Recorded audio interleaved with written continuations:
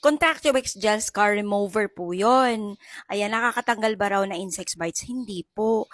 Kasi, para po ito sa scars, para sa keloid and surgery scars, ayan, kahit anong scars, doon po yun ginagamit. And meron akong mairereko sa'yo para dyan sa insect bites. But, kung bata po yung may problema, mas okay po na ipa-check up nyo po muna dahil baka mamaya iba po yan.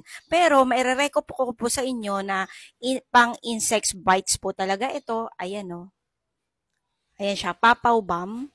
Meron pong nakasulat po talaga siya na pang-insekto po talaga. Pang-insect bites. So, ayun lang. Ito kasi yung ginagamit ng mga kapatid ko para sa mga pamangkin ko. So, sana matulungan ko kayo. But, kung bata po yung tinutukoy mo na nakagat na insekto ay mas maigi magpatingin po din sa doktor. Okay? So, ayun lang. Bye!